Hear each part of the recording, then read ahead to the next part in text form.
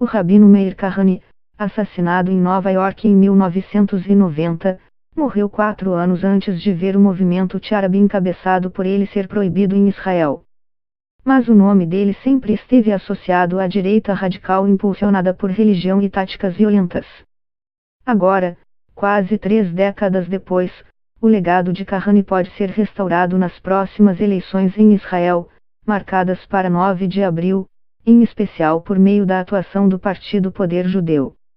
O primeiro-ministro Benjamin Netanyahu, que tenta a reeleição numa disputada campanha, se aproximou do Poder Judeu e de outros 2 partidos reconhecidos como de ultradireita para aumentar as chances de se eleger e de ajudar essas legendas a ganharem assentos no Knesset, o parlamento israelense.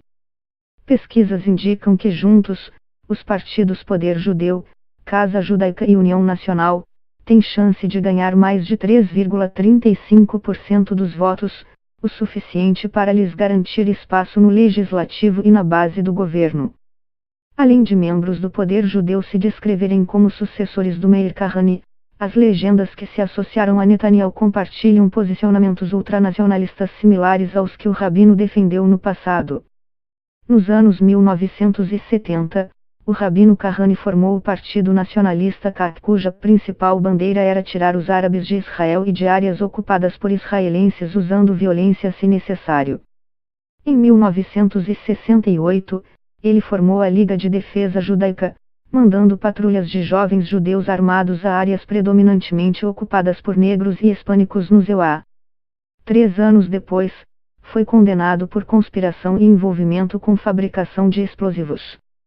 Mudou-se para Israel enquanto ainda estava em liberdade condicional. Em Israel, foi detido muitas vezes. Passou temporadas na cadeia, mas também liderou seu movimento e, em 1984, conseguiu ser eleito, levando o partido CAC ao parlamento. Uma multidão em fúria, cerca de 15 mil pessoas, apareceu no velório de Kahane e saiu às ruas gritando morte aos árabes. A ira tomou conta dos simpatizantes do rabino, quebraram lojas e espancaram árabes que passavam pelo local. Benjamin, filho do rabino, fundou o movimento Kahane Vive, que acabou banido em 1992. Já o partido CAC foi considerado ilegal em 1994.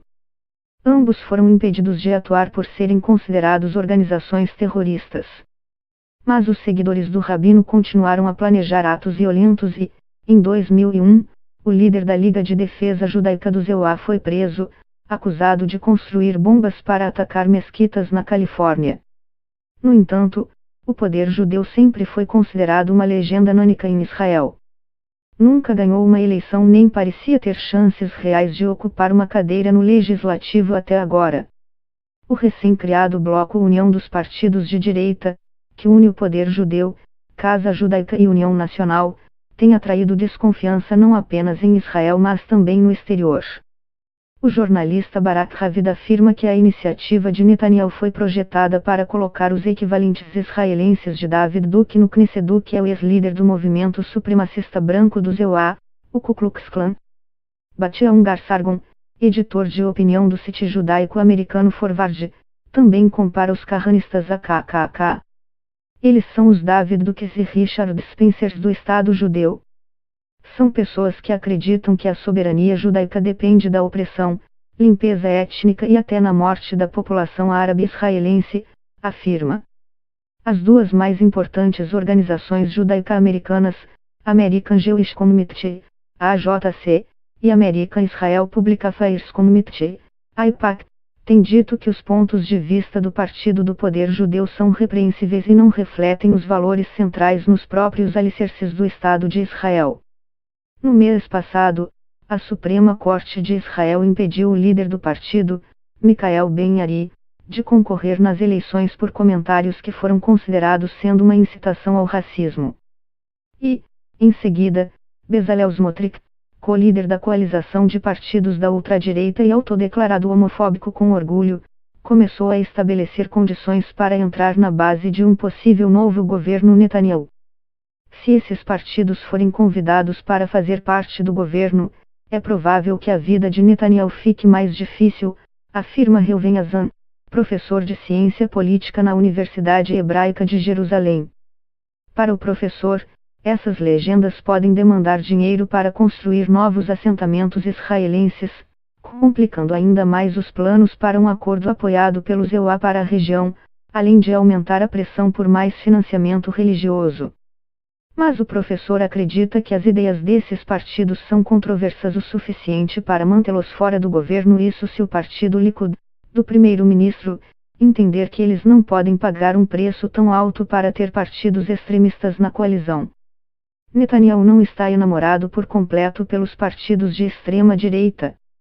Mas, apesar de estar distante deles ideologicamente, matematicamente percebeu que tinha que fazer isso ou suas chances de formar um governo seria significativamente menor, explica o professor Azan.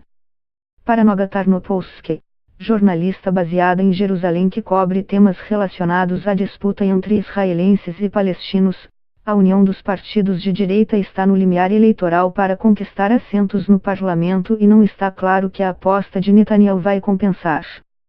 Ela explica que a decisão de Netanyahu de acalmar a ultradireita pode acabar afastando eleitores e aliados que, embora conservadoras, não querem se associar a pessoas assim, como os militantes do poder judeu. Há pessoas que mantêm posições de direita centradas na segurança israelense e que acreditam que Israel não deveria desistir da Cisjordânia, mas não querem ter nada a ver com pessoas racistas que acreditam que não-judeus não deveriam viver aqui, afirma Tarnopolsky. Nas eleições do dia 9, estão em jogo 120 cadeiras do Parlamento de Israel. De olho na reeleição, Netanyahu tem explorado a questão da segurança no país, exacerbando a polarização. Passou a classificar seus principais rivais, o Partido Centrista Azul e Branco, de esquerdistas fracos.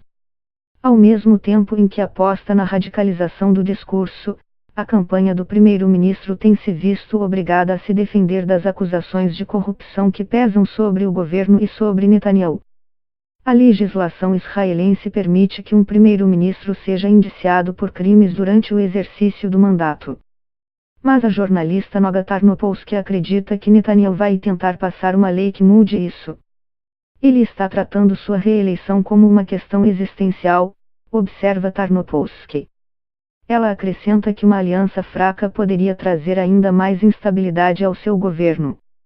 Ainda não se sabe, contudo, se partido Likud sairá vitorioso ou não, tampouco se o novo guarda-chuva de partidos de direita chegará ao parlamento. Mas, ao dar oxigênio a legendas como poder judeu, a eleição em Israel sinaliza que a ultradireita inspirada nas ideias radicais do Rabino Kahane está viva.